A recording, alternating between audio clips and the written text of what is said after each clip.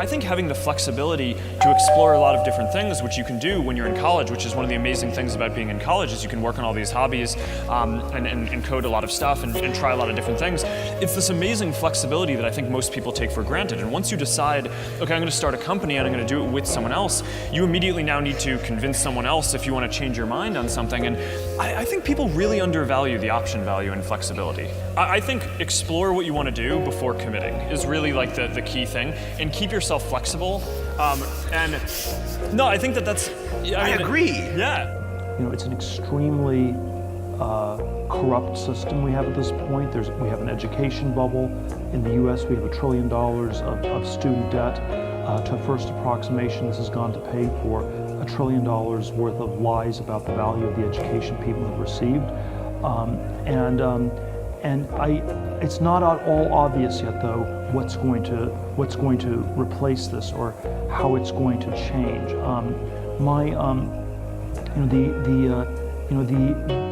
I'm somewhat skeptical that it will be replaced by any sort of single unitary system. I have this fellowship for young people to start companies, and it's not. My claim is not that everybody should do this. I don't think everyone should become an entrepreneur. I think there is no one size fits all. So I think the future will be much more heterogeneous, much more diverse in terms of what people do. What's really anomalous is the sort of unitary tracking, where you have to go to an elite college, you go to Yale or you go to jail. There's nothing else you can do, you know. And so I think the universities are perhaps in the same place as the Catholic Church was in 1514, if we go back 500 years, where you had sort of this monolithic way, this universal way of body of knowledge of teaching things. The difference between the Yale and the Harvard political science faculties are probably no greater than the differences between the Dominicans and the Franciscans. We have all kinds of small debates within this context. We have a system of indulgences that's costing more and more to support this priestly or professorial class of people. We are told that it's the only way to salvation. You must get a diploma to be saved. If you do not get a diploma, then you will go to hell. I think the message that I have that's like the 16th century reformers, that's a somewhat troubling message, is that you have to work out your salvation on your own. You have to save yourself, and that's I believe that is the truth, but it's a somewhat uncomfortable one. The people who are doing the work that we care about are figuring out what to do next, not following the person who told them what to do next. And the problem with most colleges is they are high school, but with more binge drinking. The entire purpose of a good university is to give you a foundation to fail, not a foundation to get an A. And if you graduate from college with straight A's, you have to do some serious soul searching as to why you chose to spend your time doing that. A students work for the B students, C students run the businesses, and the D students dedicate the buildings. And education is very good at training people to do the same things that we've done over and over again. And I think there's always a question what the nature of the educational good is. You can say it's an investment good, where you're investing in the future. You can say it's a consumption good, like college is a 4-year party. I think most of the parents and students think of it actually as an insurance policy, where you're buying this really ever more expensive insurance so that the students don't fall through the really big cracks in our society. And we should be asking some big questions why the insurance costs are going up and up like that. And if you were the president of Harvard or Stanford, if you wanted to get a lynch mob of students, alumni, faculty to come after you and try to lynch you, what you should say is something like this. We live in this much larger, more global world. We offer a great education to everybody, and so we're going to double or triple our enrollment over the next 15 to 20 years. And people they'd all be furious, because the value of the degrees comes from this massive exclusion, and what you're really running is something like a Studio 54 nightclub. And so when you walk into a boardroom with a bunch of guys in suits who all went to college, you're fine. Yeah, I mean, because they read a bunch of words. I've lived a bunch of life. Well, that's true. Their law degree doesn't intimidate you. It kind of evens us out, whether they know it or not. Where do you think you get that self-esteem from? Seriously. I mean, most guys... My mom, first and foremost, but then just living life, like, you know, being in real situations and happen to be a person of high integrity and honesty and, you know... You never embarrassed yourself? No, of course not. You never walked in and said, "Oh, everybody thinks I'm ignorant here. I'm stupid." I don't feel ignorant. Right. You know, I don't. Right. I felt like I came up in a situation, or a time, you know, where I wasn't afforded certain opportunities, and if afforded opportunities, I could be Oprah. I could be Bill Gates. I could be Warren Buffett. There's no need even to have a college degree at all, or even high school. I mean, if somebody graduated from a great university, that may be an indication that they will be capable of great things, but it's not necessarily the case. You know, if you look at, say, people like Bill Gates or Larry Ellison, Steve Jobs, these guys didn't graduate from college. But if you had a chance to hire them, of course, that would be a good idea.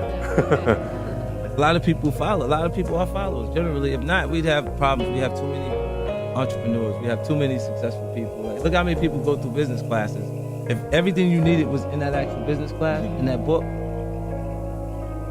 it'd be too many successful business people. Right? How many people graduate? Matter of fact, the professor wouldn't have the time to sit there and teach you. That knows this book damn near verbatim, page by page, he knows it, right? Is he the entrepreneur? Yeah, he's too busy. I'm doing way too much right now because I got the palm trees and we selling so much stuff that I'm doing that I ain't quite got time to teach them other class right now because I'm winning. You know, we ask kids that are 16 to 18 years old to make $100,000 debt decisions when they go off to university. And they are not prepared for that. They don't know what they're getting themselves into. They just assume, okay, I'm going to pay 4 years of education at $25,000 a pop, and when I come out the other side, somehow I'll be able to pay it back. Right. That's not how life works anymore. I mean, it's actually kind of funny.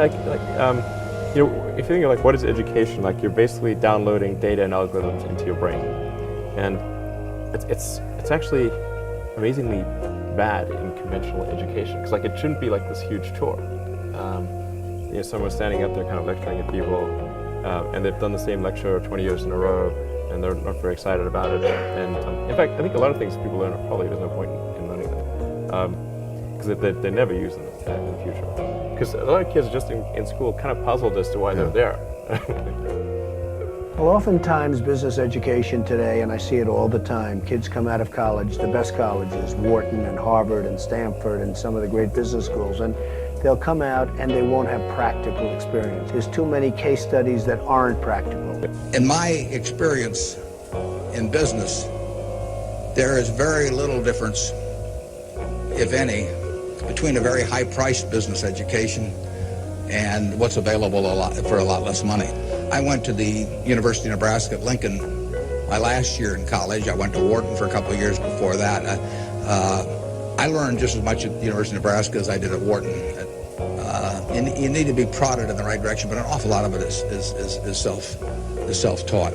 It isn't necessary to pay $30,000 or $35,000 a year to go to some big-name school to get the education at all.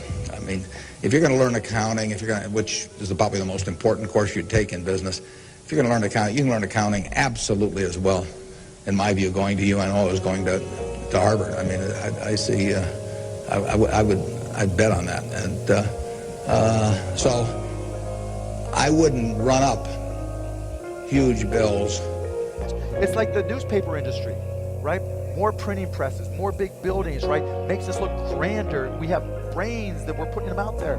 There's a point of diminishing returns in terms of what it's worth for a college education and how much debt you're willing to saddle yourself with. I hated school. I really hated school. I hated school, generally, right? Because it was this instruction following thing. Now, I bet you it's probably also because I wasn't good at it. And some people, like I've got a great conceptual memory and a terrible rote memory. So if I have a story, I could tell you year by year kind of what happened within a story, within a context. But if I was to go into, like a memory-based learning, it's terrible. I have a terrible rote memory. Ego barrier is the worst thing.